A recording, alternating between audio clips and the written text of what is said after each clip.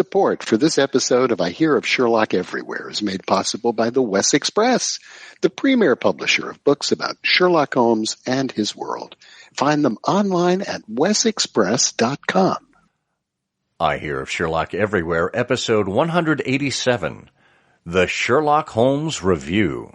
I hear of Sherlock everywhere since you became a chronicler.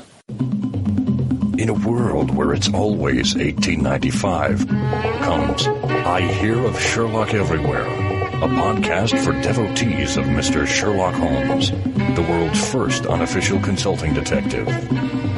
I've heard of you before. You're Holmes the meddler, Holmes the busybody, Holmes the Scotland Yard Jack in office. The game's afoot as we discuss goings-on in the world of Sherlock Holmes enthusiasts, the Baker Street irregulars, and popular culture related to the great detective. As we go to press, sensational developments have been reported. So join your hosts, Scott Monty and Burt Wolder, as they talk about what's new in the world of Sherlock Holmes. You couldn't have come at a better time!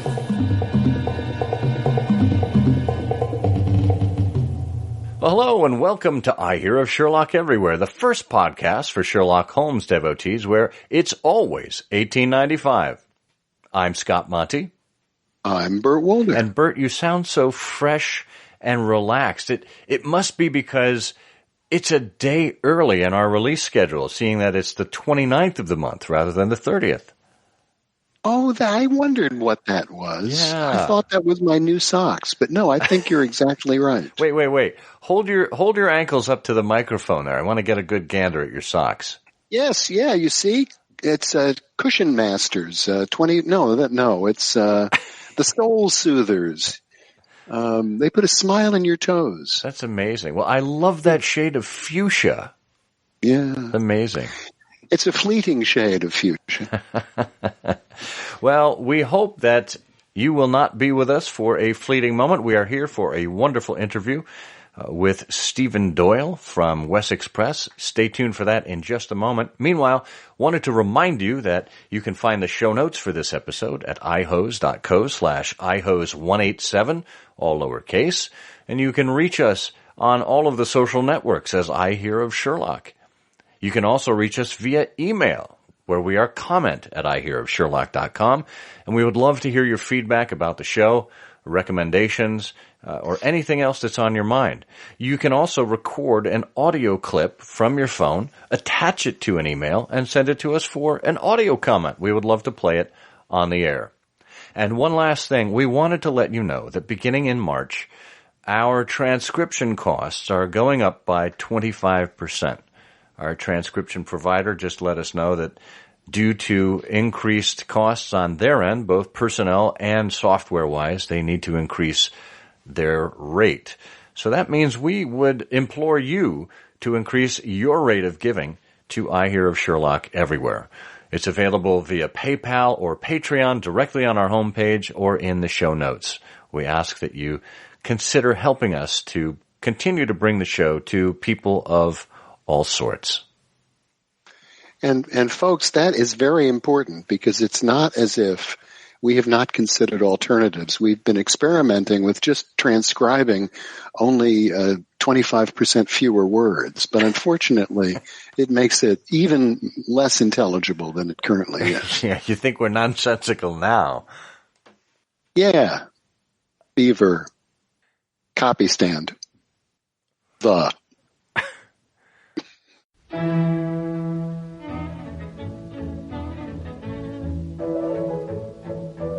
It is our great pleasure to welcome back Steve Doyle.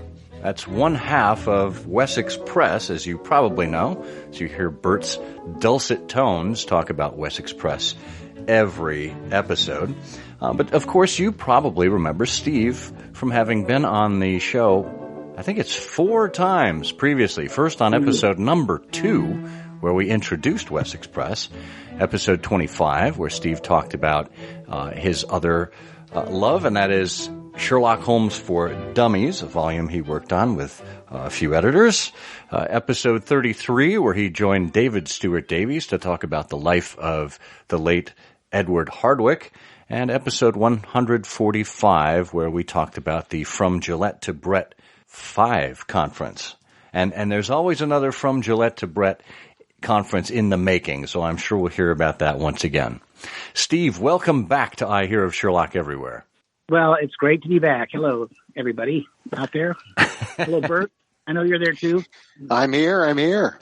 We keep Bert nearby.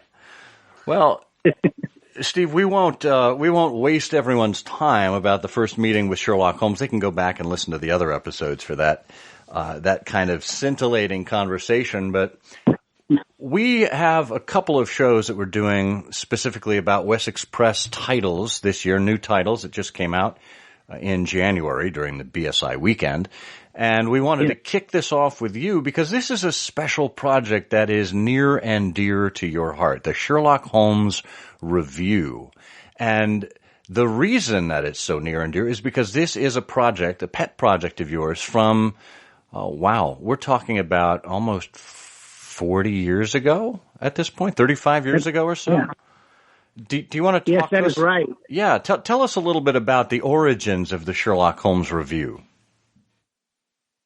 Well, the Sherlock Holmes Review was a more or less a quarterly that publication that I started it in 1986. I'd never published anything before. I was living in Bloomington, Indiana. My wife, Pam, was still in grad school. And I was working. I just had my first job out of college. I was young and relatively newly married. And we were, Pam was working on, through grad school. She was getting a degree, a master's degree in English. And she was working as an editor on a prose and poetry publication called Indiana Review, which is still going, and it was a beautiful publication. And I would watch her edit this thing as I'm, working on my Sherlock Holmes collecting and kind of growing in the hobby. I was still so new and so young, but I was watching her do this, and I thought, I'm kind of seeing how it works, I think I could do that. Maybe I should start my own Sherlock Holmes publication. And just like that, I'm just thinking, there's no reason I can't do this. I think I'll give it a go. And, if I'd known what I didn't know, it would have probably been a completely different story. But, being young and, enthusiastic, and I'm always confident in my in that I can do things, even when it would raise an eyebrow. I just decided to try and think about how to do it, even though I didn't really know anything about publishing in any way. But that's never been a barrier, so I just started it. So it was a challenge back in those days. We didn't have the internet or anything like that. It was, So what was your thinking about it? What did you think would be in it? Well, that's a good question. I subscribed to the Baker Street Journal and Baker Street Miscellanea, and loved them. I just thought, this is just wow. These are the Cadillac of Sherlockian periodicals. To be honest with you, I am the publisher of the Journal now, but at the time I kind of favored the Miscellanea because I thought the Journal was a little stuffy, to be honest with you. And the Miscellanea was a little less stuffy. And it published a little broader variety of things to my 26-year-old perception. And I had just acquired. First of all, I work in visual media in real life. I'm a video producer, you know, and I have a lot of design experience and that sort of thing. And I often think visually when it comes to things like this. And I just thought they were just stunningly unimaginative in their design and layout. And I had just acquired, through a complete fluke, a full run of the Strand magazine. And so I was, you know, gorging myself on this beautiful Victorian and Edwardian publication that has, of course, all the Sherlock Holmes material in it, but everything else. I mean, and I was particularly taken with the fact that its style. It had such style, and you knew you were looking at something different than its peers at the time. And that was a philosophy that I really sort of, you know, imported into my philosophy about publishing, which I still have today. And so I thought they were leaving things out. I thought both these publications were just not addressing a number of elephants in the room, particularly media. I mean, come on, we all like Sherlock Holmes movies. Granada television was all over. It was on. We had the greatest Sherlock Holmes of all time on television right now, and nobody was talking about it, or barely talking about it in some cases. And we all love Sherlock Holmes movies. I mean, it doesn't mean we neglect the canon for them. You know, it is not a replacement for the canon. None of it is. But nonetheless, you know, it's there and we all love it. Let's admit it. And so there's other things too. There was just a variety of things. And so I imagined a publication that was visually interesting, that covered a much broader spectrum of material, and basically didn't have any rules about what could be in and what could not be in. You know, clearly starting from scratch, you're kind of liberated from legacy, tradition. You know, we can't do that because it's tradition. That's something I've heard with the journal, and I just ignore that. We don't care about that. You know, yeah, we're going to put a picture on the cover. I heard when we put a picture on the cover of the journal, you would have thought that I drew a mustache on the Mona Lisa. That's some of the feedback I got back. But, you know, I think we all agree now that it was the right decision. So, you know, I just never felt bound by that. I didn't want to redo what somebody else was doing. I wanted something that was unlike anything else. And so that was my idea. And that was probably Did you think? Yeah, that was probably the basis of it. Did you think you were going to be doing all the writing, or did you think you'd get other people involved? Well, I had hoped, that I would get contributions. I had this morbid fear of, launching this thing and then writing under a variety of pen names. And to this day, if I write something, it is not, we don't publish it. You know, we're never going to have Steve Doyle's collected writings by Wessex Press. That's just not going to happen. I don't think it will. But we're just not a vanity press. I never wanted to be ever be seen as that. And so, but I needed an article because we were brand new. We didn't have any. And so what I did was I got it was hard to reach people back then in those pre-internet, pre-website, pre-Facebook, social media days. It's easy now. But back then, I don't even know how I found this out because I really didn't know anything. I somehow glommed onto the fact that Peter Blau was selling a list of mailing labels that had all the active scion societies in America on them. He wouldn't sell you the file, but he would sell you the mailing labels, which was fine because I had no way of printing them out anyway. So I remember I must have sent Peter a check and got these labels back, and that was, oh my gosh, that was gold. So I sent out, I wrote a letter on some letterhead that I cooked up and mailed it out to all the science societies that were on the thing. And here's the other thing. I really didn't have any money. I mean, I was young and just starting out, but I rustled up enough money for, a roll of stamps and sent these things out. In the meantime, I had been paying a number of visits actually, to the Lilly Library in Bloomington, because I live, just off campus in Bloomington. And so I would pop into the Lilly. I was particularly enamored with the manuscript of the Red Circle that they held there.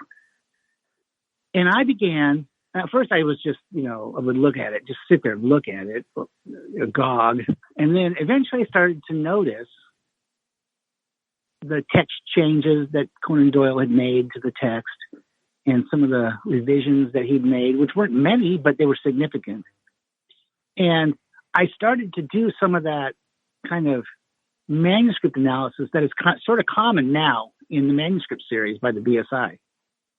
And I wrote an article. You couldn't photocopy or anything there, but I made extensive notes, and I wrote an article under a fake name, a horrible fake name. And that was in the first issue of the Sherlock Holmes Review. And so, again, because of this morbid aversion to, publishing my own work, I didn't want to do that.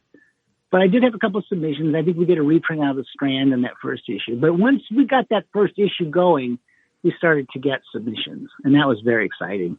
It was very exciting. How did you produce it? Do you get the first issue going? I mean, is this one of these things where you send it off to a printer and you find yourself stapling and stuffing envelopes at midnight? Oh, gosh, yes, basically. Well, yeah, so to produce it, remember, we're all so used now to having, to the idea of desktop publishing and, all your design and layout and stuff is done on a computer, whether you're using InDesign or Quark Express or, Step Back a Generation, PageMaker or whatever, these page layout programs. We didn't have we didn't even have personal computers, desktop computers back then. I mean, this was really like primitive dark. We were right at the end of that sort of pre-computer era in publishing. And so what it took to get this thing published, to get it laid out, if you think about it, you can look at publications from particularly the 60s and 70s, and they were typewritten.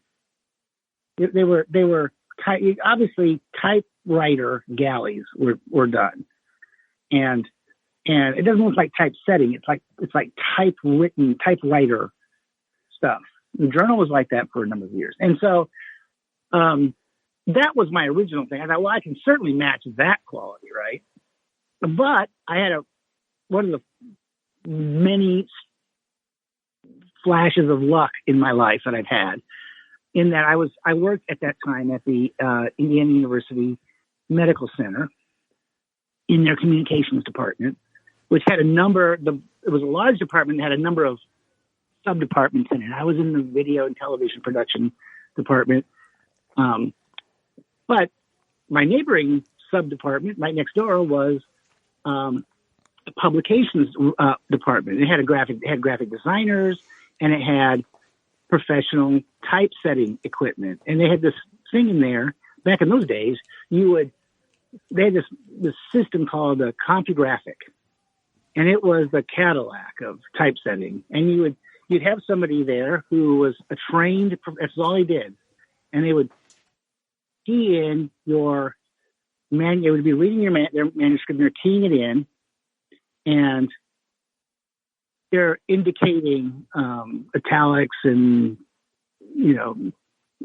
types, all the stuff with code embedded in the text. I mean, it was really it seemed like magic, because they'd be doing this, and next thing you know, it'd come out, these long strips of photographic paper would come out this thing with this beautiful text galleys that you would literally at that point need to take scissors and cut them and glue them to artboards with blue line margins, and also using rubber cement, and you would use this thing called a stat camera for your illustrations. You'll notice in the early issues of the review, there's a lot of high contrast artwork, black and white, high contrast line art. The stat camera reproduced everything in very high contrast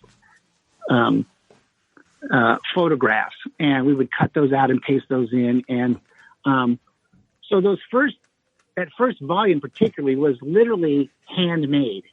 My and I learned to do this because one of the graphic designers who worked next door was a guy named Charlie Largent, and he knew how to do it.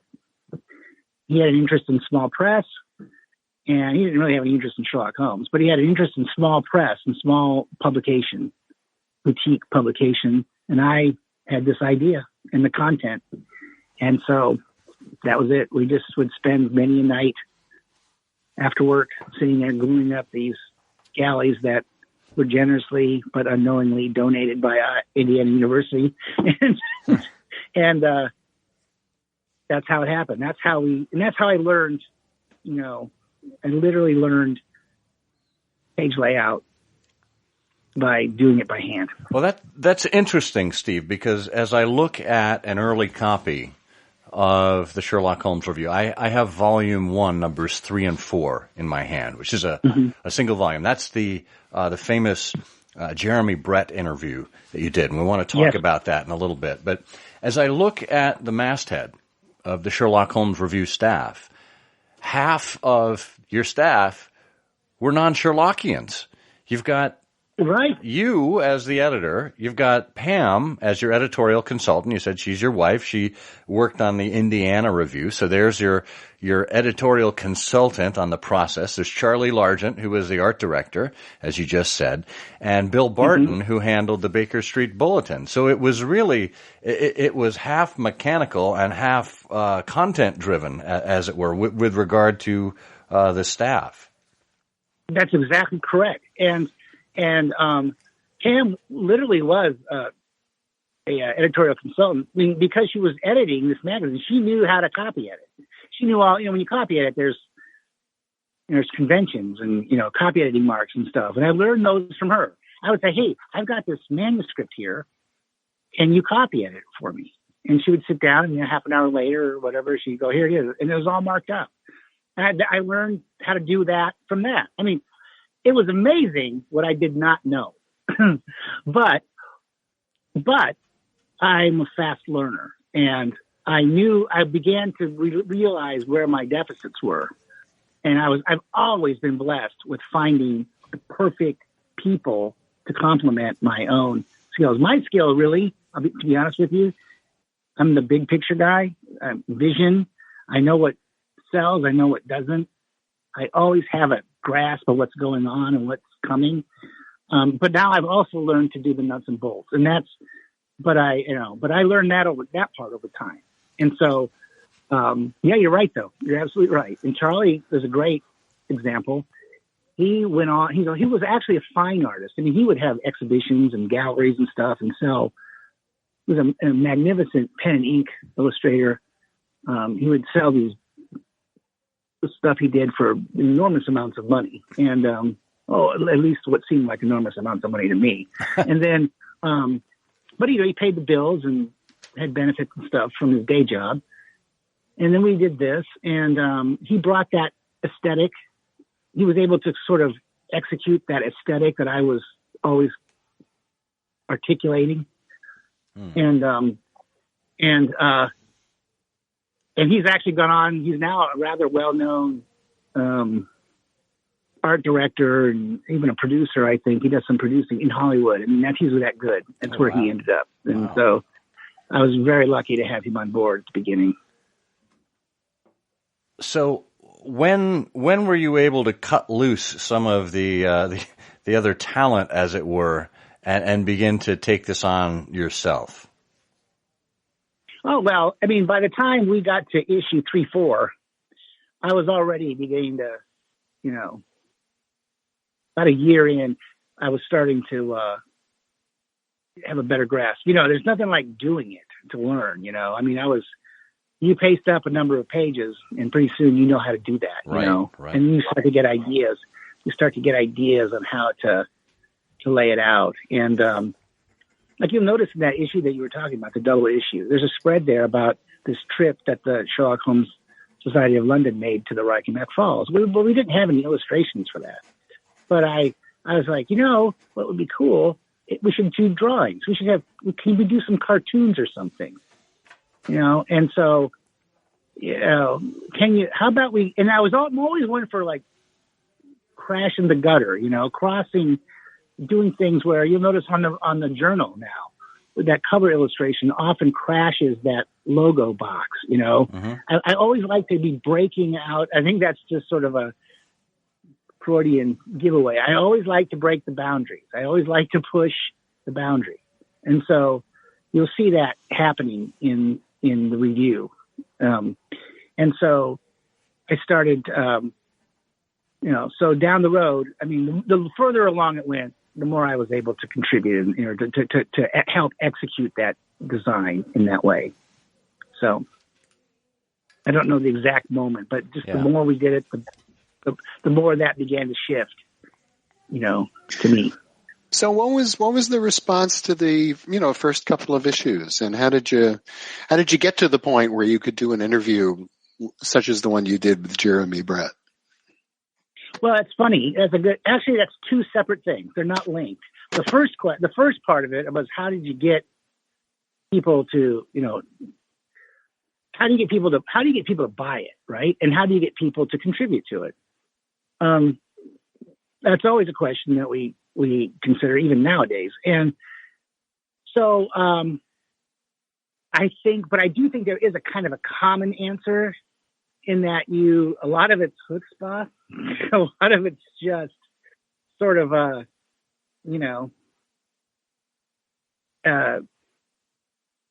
attitude in a way.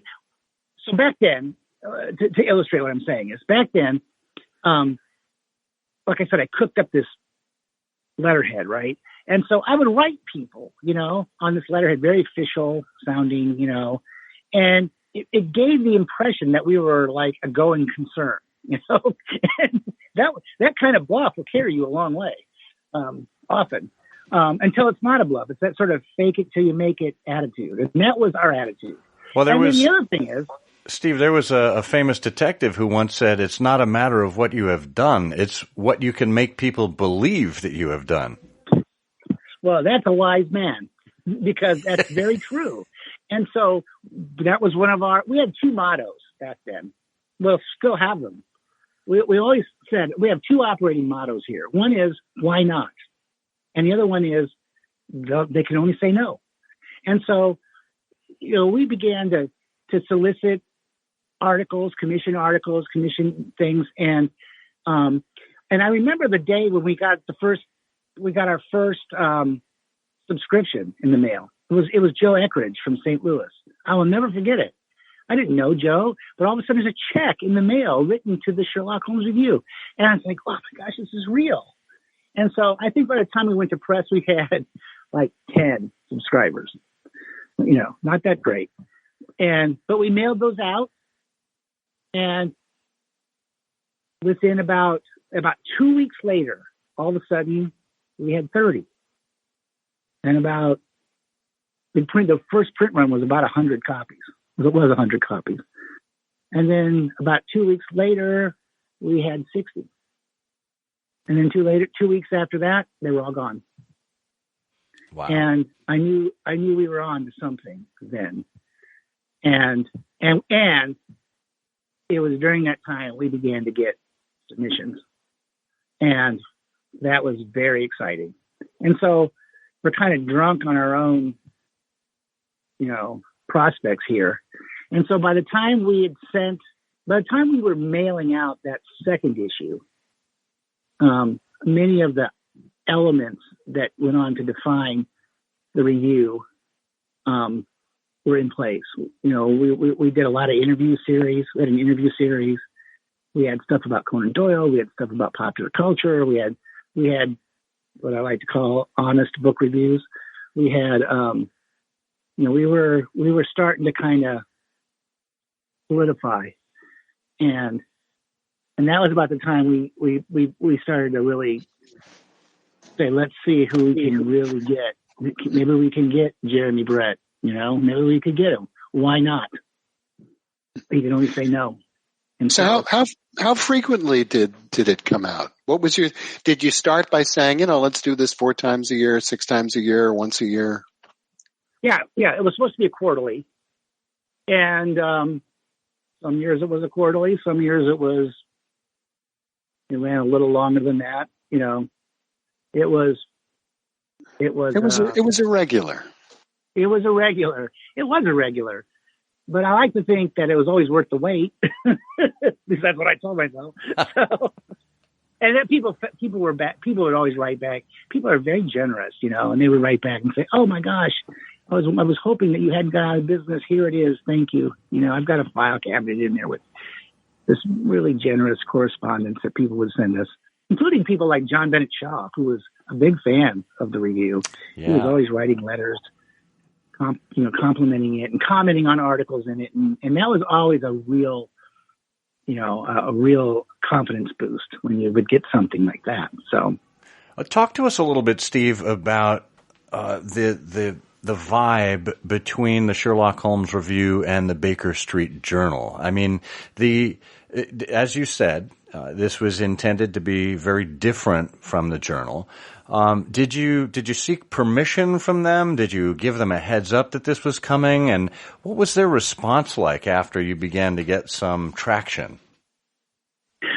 Nope. I never asked for permission or got to buy your leave or anything like that. I never felt like I needed it, and I wasn't a member of the Baker Street Irregulars then. I never really had any idea that I would be one.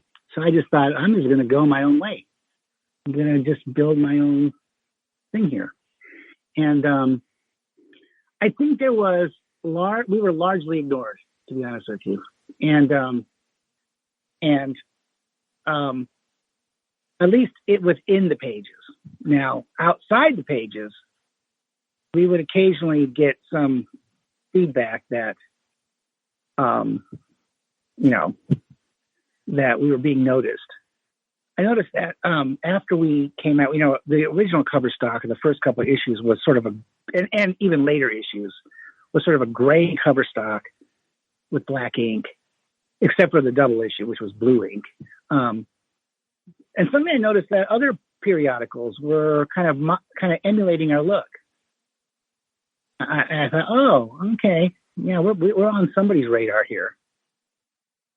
People are upping the bar on themselves. I noticed that, but we were sort of blissfully ignored, which was fine by me. It was sort of a case of, whatever. Knock yourselves out, guys. I'm too busy working on my own thing here to worry about that. And we were having success. I think in our heyday, peak of our publishing history with the review was sometime in the 90s. I think we were distributing, not through subscription, because bookstores were taking them too. And not chains or anything, but individual stores were ordering copies of it. I think we were distributing close to 1,000 copies per issue toward the end. Wow. But by that point, the thing had grown to a point where it was getting hard to manage on our end. It was demanding a lot of resources, but it hadn't brought enough resources in to sort of justify the output. And there was a bit of a feeling here that this is going to become unsustainable at some point, Well, so before we get to that point, because we do want to hear about the evolution, and we do want to circle back to Jeremy Brett and the whole Granada connection. We're going to take a quick break here to hear from our sponsor, and when we come back, we'll talk more about the Granada connection and where that led as far as events and what's coming next with the Sherlock Holmes Review. So stay tuned.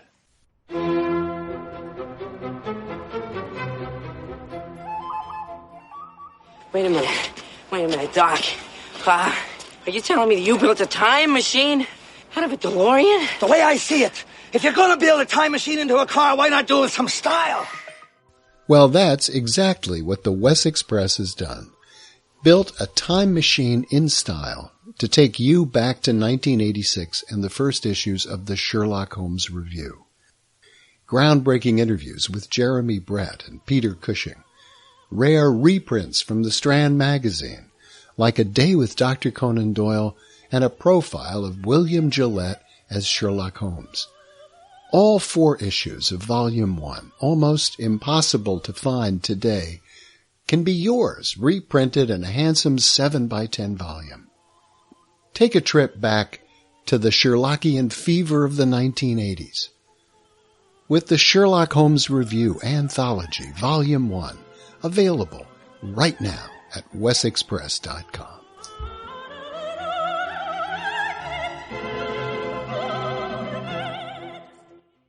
All right, we're back. You may have recognized that sponsor there. It's always a happy thing to hear from our friends at Wessex Press. And speaking of friends at Wessex Press, we have one here in the house. It's Steve Doyle, who's talking with us now about the Sherlock Holmes Review. Steve, we left off with kind of a cliffhanger there, almost at the Reichenbach Falls. You said you were printing 1,000 copies per issue when you were rounding the bend for the last bit of the Sherlock Holmes Review. 2 questions. When did the review stop publishing, and how did you get to that point where you just had to say, you know what, we can't do this anymore? If you look at the physical construction of the review through the years, it existed for almost exactly 10 years. It began in 86, and we pulled the plug on it in 96. And so you can see it literally, its physical construction sort of emulated its fortunes. And so by the time we got to the 90s, you can see that we've gone to perfect binding, 2-color cover, printing. And again, this is not digital. This is like ink on paper. And we now had mastered. By this time, Mark Gagan was my publishing partner, still is with Wessex Press, another perfect match between the two of us. And we'd mastered the digital page layout programs. Quark Express, I think, is what we were laying it out in at the time. It was, they're just, I mean, I look back on them today and they're just, they're beautiful and getting great content. And what was happening though, but that evolution in style, was a sort of a two-edged sword. We were printing a lot of issues. We had a pretty large subscription base, and there were bookstores, like mystery bookstores and stuff around the country that were taking, I'll take 10 copies. I'll take, and so we had that going on. And, but it was very expensive to print, and it was just breaking even, there was no margin. Like every good Sherlockian enterprise, right? Yeah. Well, isn't that true? And so, so that was always kind of a worrisome thing. And we made money on it a little. Well, we always had enough to print the next issue, but it was a little more profitable. And by profitable, I mean like, oh gosh, everything's done. We have $200 in the bank, something like that. So it wasn't. We weren't. But by this time in the 90s, it was like a nice edge of, are we in the black or are we in the red? And despite its, success that was going on. And so in the meantime, Mark and I had begun working on, we did a book, we published a book for our local Scion Society, the Illustrious Clients of Indianapolis, which was the 4th case book. And we really, we went all in on it. And it's a beautiful book. It's case bound. It's stamped. It's got authors. It was a blend of local Scion authors and then prominent Sherlockians from around the world. And to this day, it's a very beautiful book. And And we kind of said to ourselves, book publishing may be a little easier to do. And we obviously just proved to ourselves we can do it. And so it was around 94 that we began to consider going into books and leaving periodicals.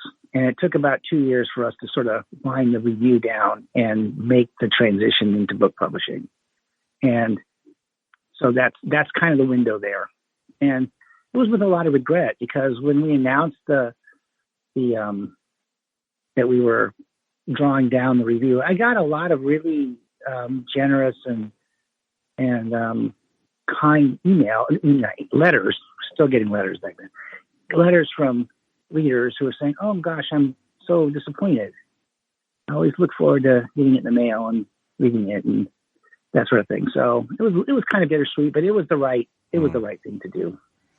Yeah, I mean, hey, look, we are no strangers here to hard work that goes into producing something for, many people. And when there's a delay or when something is off, people notice. And, it's heartening to hear from them. But at the same time, you need to kind of reassess with your own sanity and your own time commitment. What are we really expending our efforts on? And I think given your discovery there with the illustrious client's fourth casebook, you made the right decision, because that's what Wessex Press and Gassagene Books are all about at this point, is book publishing. There's nary a periodical among all of the sets that you have available for sale. So it's done well. Let's turn toward Granada, because this was certainly a passion of yours. It's still a series that stands the test of time.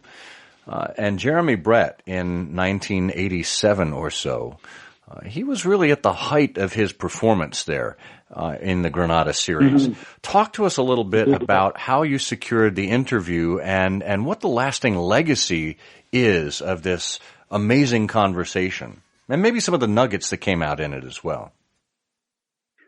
I'd be happy to talk about that. It's not an exaggeration to say that launching the review at that time was given an enormous boost by the popularity of Granada's Sherlock Holmes series. And if you were there, you know what I mean. It was in the air. And so again, as I said earlier, I just thought, I do this now. What would be good? Who could we get? How can we, what would I like to see? Our Wessex publishing motto is publishing books that we want to read. And so who do I want to see in this thing? Who would be cool to get a hold of and have them be in here? Well, it'd be great to have Jeremy Brett. What would that take? How hard would that be? So here I am. I'm just sitting there watching the show. And if you remember, it always say, Mystery is brought to you by the Mobile Corporation and WGBH in Boston. And it was,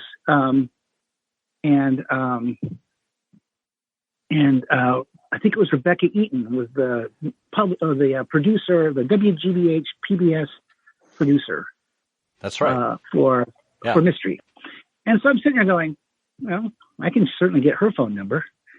So you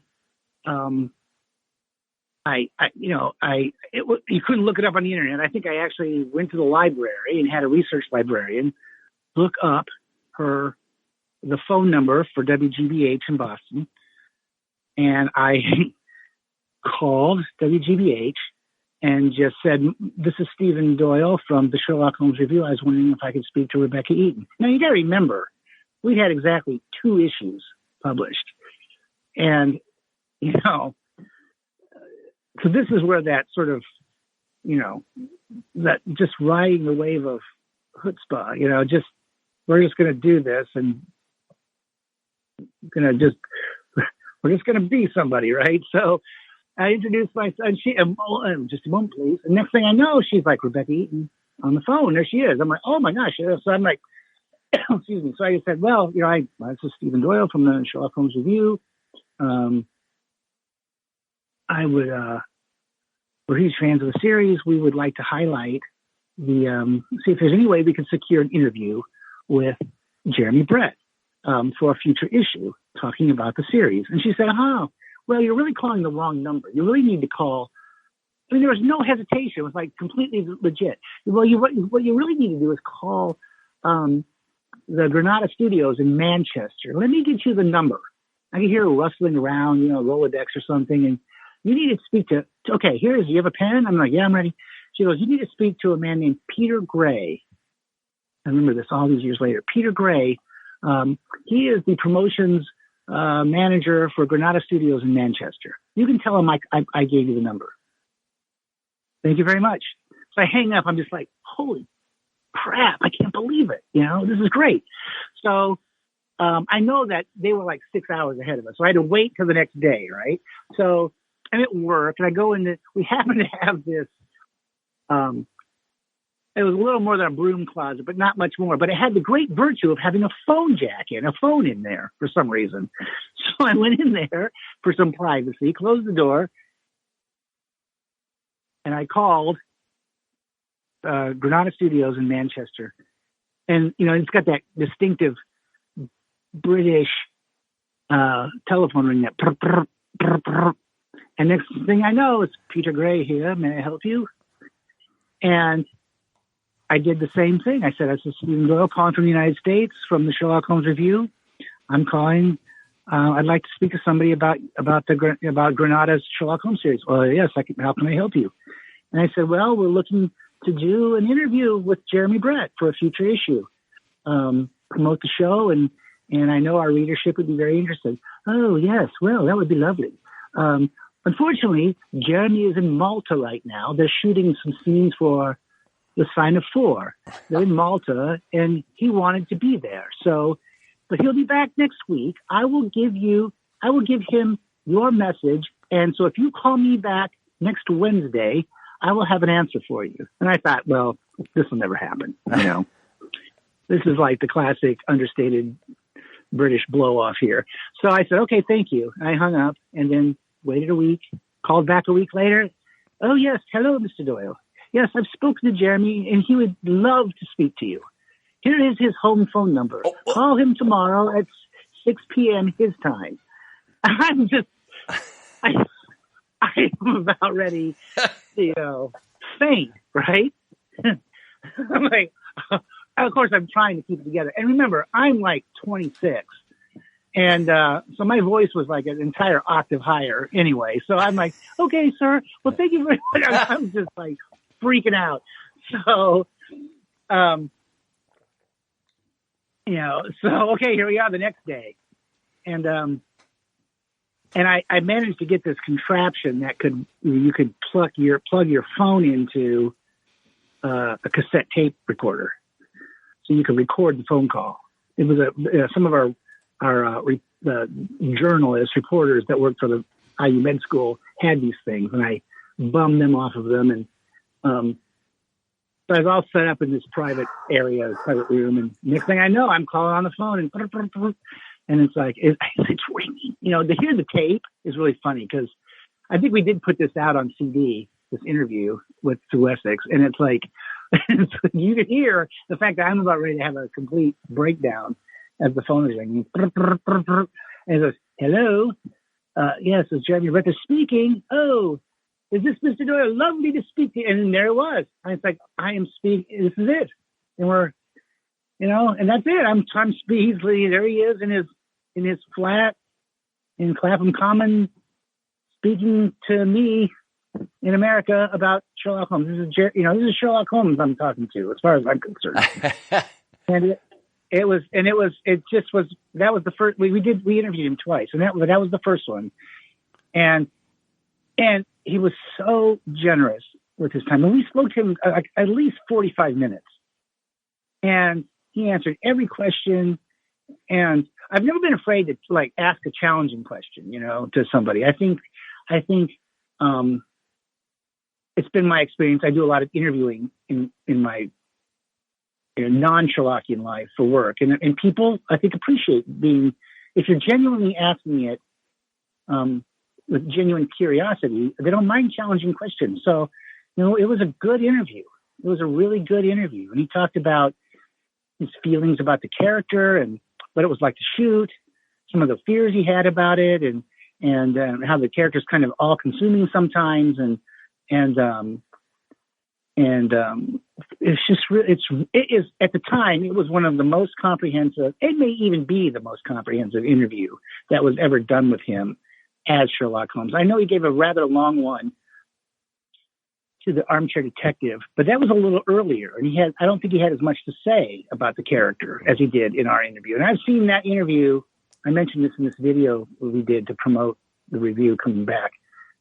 I've seen that interview quoted without attribution many times over the years, because I know what he said in it, and I recognize my own questions. And so, but I don't blame people. I'm flattered, but it's a good interview, and that's why. And what are some of the things that stand out for you from that interview that you discovered about either, Jeremy Brett, the actor, or the process that he went through in the Granada series? Well, I think the thing that really struck me, I've spoken to actors about roles they've played, and oftentimes they're just, they really don't have a lot to say about the character they inhabit for however long they're in character. A lot of them are just reading lines, they just go out there and they take direction from the director and they kind of bring their own interpretation into it, but it's kind of superficial. That's one reason why, to Brett, we've not really had actors. I think the producers, the writers, the directors, they have a lot more to say about characterization and stuff than the actors. Yeah. But not with Jeremy Brett. That's what struck me, I think, first. He really thought about the character. It was always Conan Doyle first. It was always, he had developed an entire backstory in his own mind about what informed Sherlock Holmes. And that struck me as something, kind of a revelation at the time. I think people know that about him now, and I think sometimes it contributed to his mental health, frankly. But at the time, that was kind of a new revelation, and I think he appreciated being asked about it. I think he was very forthcoming about it. And I challenged him. He'd made a comment about not wanting to cross the street to meet Sherlock Holmes, and he came back with, I don't think he'd cross the street to meet me, that kind of thing. Yeah. So yeah. It was he thought that, I think that was one of the overriding things, that he'd thought a lot about the character and that he loved the show and how invested he was in every aspect of it. I remember he was like, "Oh yes, I'm into everything.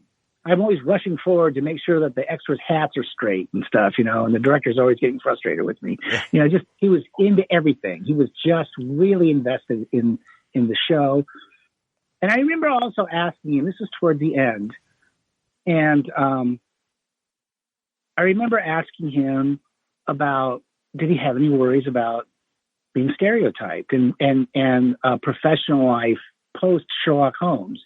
Because, Robert Stevens had sort of a psychological breakdown after playing Sherlock Holmes, and Rathbone was never, ever able to shake off the stereotype of Sherlock Holmes, as well as a number of other actors. And he said, oh, no. No, I'm not worried about stereotyping in the role. I'm honored. I'm honored to play this role and to have a chance to do something that will be remembered. If it makes people happy, that's all I really care about, and I don't know, that just really struck me. He was genuine, and he was a real guy, and he was thoughtful, and not really anything like the character he played deep down. He was a very feeling person. Yeah. Well, that's remarkable. Well, it's clear that your connection with Peter Gray at Granada paid off, because not only did you get this blockbuster interview with Brett for that first volume of the Sherlock Holmes Review, issues 3 and 4.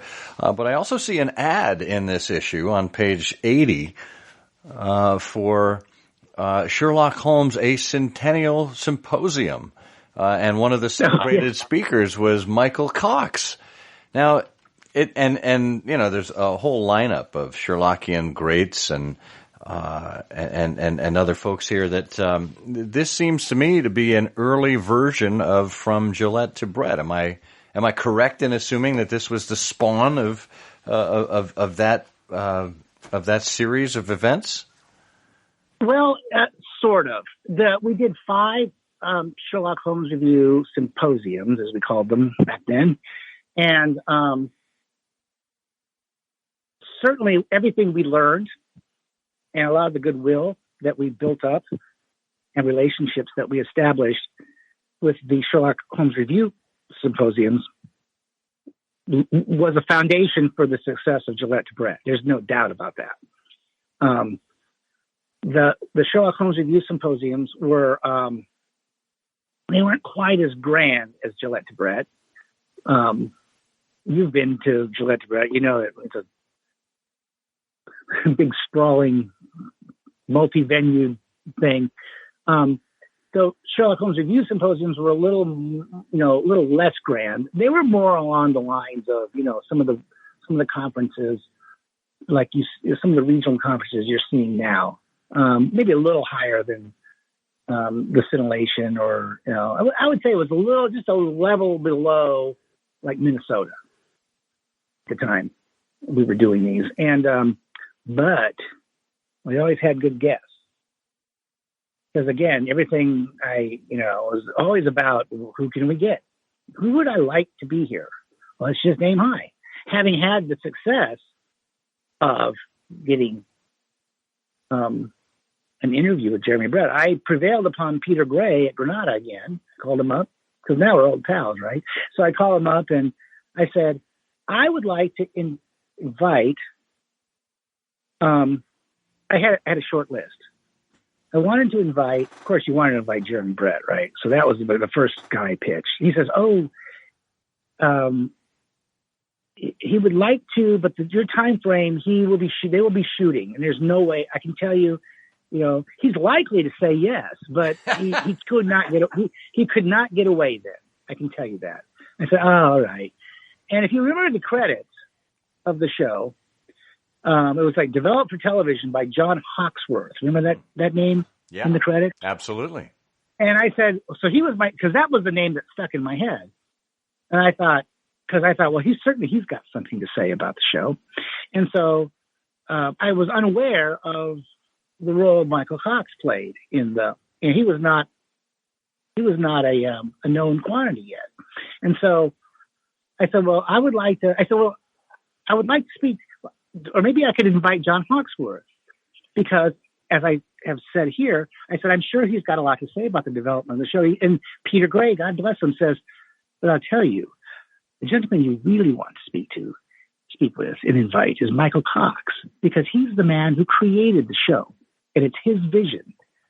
And he's the gentleman that you would really probably want to have come and speak to your audience. And I thought, okay. And so he said, here's what you do. You write a letter, explain who you are, what you're looking at, what you'll do as far as travel expenses and all that business. And I'll make sure he sees it. So I did it. And I remember the day. It was probably about 2 weeks later, because, it took time to get things to get there and get back. I remember coming home and there was this envelope in the mailbox. And Granada television, and I was like, uh-oh. And I still got the letter. I'd be happy to accept your invitation. I'll be happy to accept your invitation. I've never been to America. I'm looking forward to it. This will be lovely. And he came. That's amazing. And it is amazing, isn't it? It's amazing. And he came. And here we are, just this little band of barely, wet behind the ears, just people just, and he came and he was so gracious and he gave a tremendous talk. Of course, what a buzz that was. You could put that on your advertising. I mean, that was a conference. And we had some other people at the conference, and it was, we were on the map at that point. I always knew that an event would promote the publication, and the publication would promote the event. I knew that they could work. I had an intuitive understanding that they could be mutually reinforcing. And so by the time we actually had that first symposium with Michael Cox, that's when it was literally like the week before that double issue with Brett and Peter Cushing in it, by the way, had come out. And, that we knew that if we combined the budgets of two issues into one, we could really increase the page count, make the page a little bigger, use some color. And, I just remember we were there we'd had the symposium, we had a banquet, and now we were back in this big suite having a party. And, cause we like to party. And then, and having this party, and I remember a relatively prominent Sherlockian, BSI member pulled me aside and said, "How did you do this?" I was like, "Really? Wow. I don't really." Yeah. Trade secrets. Yeah. I don't really know. I'm kind of in a daze. Yeah, kind of in a daze. Well, I guess that's how you arrived, right? Yeah. Well, and the thing is that the goodwill and the credit that we had in the bank from that experience, so then we're reaching out, that primed the pump for almost everything we've done since. It's conference wise, whenever when we got to Gillette to Brett, we started inviting Edward Hardwick and Paul Annett and Jeremy Paul and all Granada people. All these Granada people. Right. We'd established not just at the base level acquaintances, but in many occasions friendships. I mean, I'm still friends with Michael Cox and Paul Annett, God rest his soul. He and I were friends until he recently passed away. Edward Hardwick, we traded email. Not email. Occasionally we did trade email with Christmas cards and, from, right up to when he died. And, so we became friends with these people. We had a relationship with Granada, and occasionally we'd get some publicity photos or, stuff like that. And whenever I wanted to reach out to them for something, all I had to do was invoke Michael Cox's name or the fact that I had known Edward Hardwick, and it just, every door just always opened, and it was wonderful. I mean, it really was. So, a lot of that Gillette to Brett success, the foundation for that was laid, a publishing incarnation earlier with the review.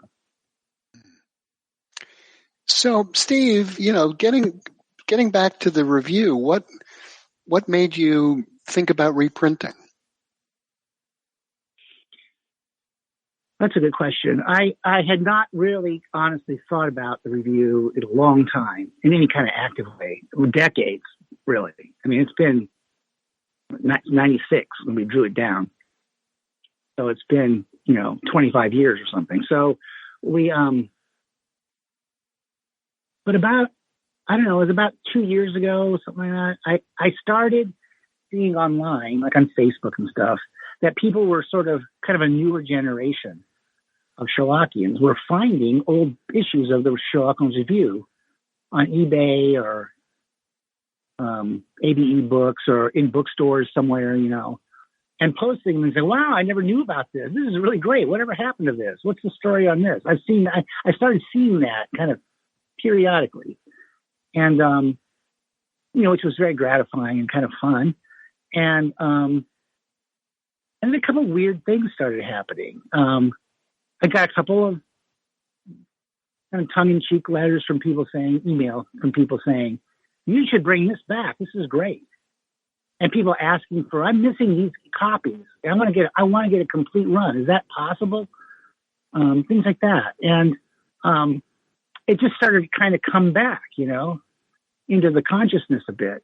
And so I started toying with the idea of sort of an omnibus reprint kind of a thing. And so I remember walking into in my real life job. I was a couple summers ago. I was shooting video because I'm a video producer, and I was out in this little Indiana town, out in the middle of nowhere, little town with a town square and a diner and antique stores around the square. And there was a little used bookstore. I had some time to kill. So I popped in there, and lo and behold, right there on the shelf, propped up on a little book holder, was the first issue of the Sherlock Holmes Review. I thought, now what is this, doing here? And it's there that I would walk in and find it, So I brought it home with me. I bought it and brought it home. And how much was it? $10. Yeah. And it was a nice little bookstore, by the way. But it was odd that I would just kind of stray in there to kill a half hour, and there it was waiting for me to take it home. And I thought, this thing, I spent night after night laying this thing out. I printed it, I stuffed it in envelopes, I labeled it, I mailed this to somebody. And here it is, all these years later, coming back to me, I just felt like it was time for something to happen with it. And so talking about it, and I had these inquiries, you should bring this back. This is great. Well, there's no way I can bring it back as a periodical. I don't have time. I'm already publishing a periodical with the Baker Street Journal. And so I thought, would there be a way to do this? And then I thought, there is a way to bring this back as an annual. Just a 1 volume a year annual. And so that's what we're doing. We pulled the trigger on that, and we brought the first omnibus. We're going to have to do it in 3 volumes to get them all out. And we brought that out. It's really selling well. It's really gratifying. And then, and so that's that. Excellent. So volume 1 is out now. People can go to wessexpress.com and pick up a copy of it. When can we expect volumes 2 and 3 to join their big brother? Right. We're looking for July for volume 2, which will be kind of the middle years of the review. And then volume 3, which will be out. We're planning on bringing that out in December. And that will be all those later issues when it was in its fully realized glory, We'll bring those all out together in 1 volume. They'll get progressively thicker as they go along. Yeah. But that's sort of the plan right now. And then the new issue of the Sherlock Holmes, the new series, I suppose you're going to call it that, the anthology, the annual version will debut in January. So, of 2021. That's excellent. Now, in these first 3 volumes, are you reproducing the covers? Because I know there was a certain point in there where the covers went full color, and were a little more art directed. Are the covers going to be visualized there? Right, and you'll see in this first volume, it's got we reproduce the colors. Everything inside is black and white. And we sort of do a riff on that blue inked cover for the cover of the first anthology volume. So they are in there. They're just not in color. Now, I think by the time we get to where we were printing full color covers, they will be in color toward the end. Excellent. Yeah. Excellent. Well, for folks who are interested in the Sherlock Holmes Review and everything else that you hear us talk about with regard to Wessex Press, go to wessexpress.com and check it out. You can order your copy today, and it'll be in your mailbox, within a few scant weeks, I'm sure, depending on where you're ordering from. International orders, of course, are accepted. Steve, any last bits before we let you go? Well, I would just want to say that, we are accepting submissions for the, they're already coming in. They're coming in a lot faster than they did the first time around, I can tell you that. But we are taking submissions, and we're considering all kinds of things, classic Sherlockian scholarship, articles about the media related, pop culture related, all kinds of things. If you look through these old issues of the review, if you have access to them, you'll see that we publish everything. We even publish some verse like they used to do in the old days of the journal, and of course original artwork.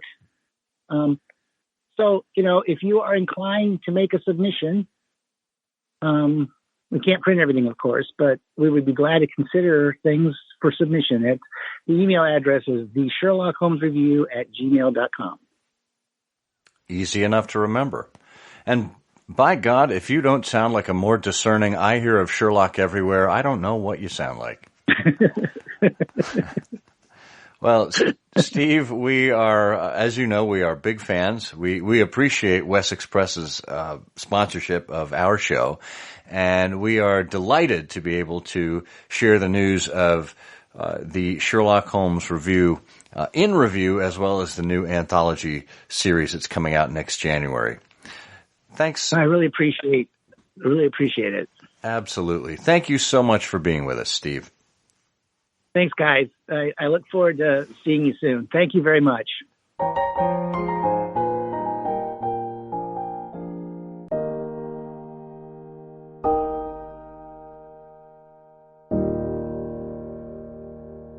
What a different time. I can recall in my own Sherlockian career experience when I was younger, even younger than what Steve was talking about, the feeling that, boy, let's do something, let's start a publication. And so many of us did that. But also, what a different time where you could make a phone call, get connected to somebody, do an interview.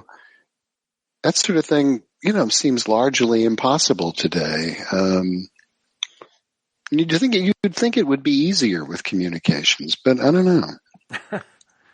Yeah, I don't know. I mean, there's a certain something about when all of the forces come together and point in the same direction. It's marvelous how it all works, regardless of what tools or connections you have at hand.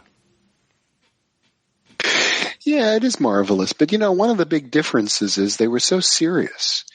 And I mean that, in a positive way. I mean, the Granada folks and Brett felt that they had a responsibility to do this in a certain way. And so when they were connected with somebody and had an opportunity to talk about that really seemed to set off a spark. Yeah, it did. And when you go through, David Stewart Davies has done a few books about this, certainly Bending the Willow. And as you see other interviews out there, it's very clear that, from a production value early on, the sets and the costuming were marvelous.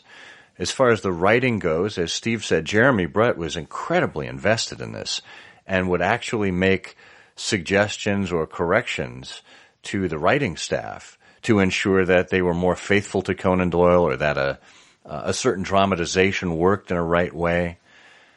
So it's not too surprising to hear that, when it came to promoting this fine work, they took the same level of expertise and the same level of detail and commitment that they had put into the rest of the program. Yeah. Interesting. And we've seen that a couple of times over the years, most recently with Stephen Moffat and Mark Gatiss, who are fans and are enthusiasts and who will talk about what was in their mind and their approach to making Sherlock Holmes, putting Sherlock Holmes in in a 21st century sort of environment. But also Douglas Wilmer. Wilmer was another one who wanted to be faithful to Conan Doyle and to the character. So it happens a couple of times. Yeah. It's wonderful. It's a wonderful aspect of popular culture in Sherlock Holmes when that happens. It's nice when the planets line up like that. Yeah. Well, that music, of course, means the planets are lining up again for this episode's Canonical Couplet. That's right, it's the Sherlock Holmes quiz program that you've come to know and love. We give you 2 lines of poetry, and you discern which story we're talking about as a result. Now, if you recall, on the last episode, 186, we gave you this clue. We gaily watch a wicked man's disease, while Holmes and faithful Watson break the peace. Bert, do you know which story that refers to? Oh, yes, that is the story that has as its root the sort of the machinations of the terrible poultry-related virus. That's the case of the speckled hen, isn't it? No, not even close. No, not even close. I knew when you started to chuckle that I was probably wrong. Yeah. Well, I think we can count on that now. That's a certainty here. I'm just here for the inventive titles you come up with. Well, good news is we do have a winner. The bad news is this stumped a lot of people. This was on the more difficult realm of the spectrum. The answer, of course, is Charles Augustus Milverton, the wicked man. As he was diseased, Holmes remarked about how Milverton struck him like a serpent at the zoo. And, of course, Watson and Holmes broke into Appledore Towers and made their way across the garden and scampered up over the wall with the police hot on their heels. And the good news is we do have a winner. So let's make sure we spin the big prize wheel here to discover exactly who that is, watching as the wheel slows down and lands on number 5. And that means our winner is P.C. de la Cruz. Congratulations. We will be getting your copy of Commissionaire, Julian Wolfe and his Baker Street Irregulars, off to you. That's the pamphlet that Sonia Featherston put together, and the book is coming out later this year. And now, it's time for this episode's Canonical Couplet. Bert, are you ready? I'm ready. This lengthy narrative of labor ructions includes our Sherlock's very best deductions. If you know the answer to this canonical couplet, put canonical couplet in the subject line to an email addressed to comment@ihearofsherlock.com. If you are correct and we select your name at random, you will win next week's prize, which is a Sherlock Holmes action figure. All right. We did it. Yeah, but we didn't close out. Not yet. That's what we're here for now. Oh, okay. Well, sure. So that's easy for you to say. Hi, are you ready to say goodbye? Oh, why don't we start by saying goodbye? Well, I'm so glad we had this time together. As Alan Alda once said on MASH, I'd love to stay, but that would keep me from leaving. He always did like to emulate Groucho. He did. He very much did. Well, folks, don't emulate Groucho when it comes to supporting us on Patreon. Don't be grouchy at all. Don't be stingy. Be generous. Help us keep the show going with a donation or a subscription. We would gladly have you support us. Just look for that orange button on the website. In the meantime, I will remain the supportive Scott Monty. And I will remain the structural Bert Wolder. And together, we're honored to say, the game's afoot. The game's afoot. I'm afraid that in the pleasure of this conversation, I'm neglecting business of importance. which awaits me elsewhere. Thank you for listening. Please be sure to join us again for the next episode of I Hear of Sherlock Everywhere, the first podcast dedicated to Sherlock Holmes. Goodbye, and good luck, and believe me to be, my dear fellow, very sincerely yours, Sherlock Holmes.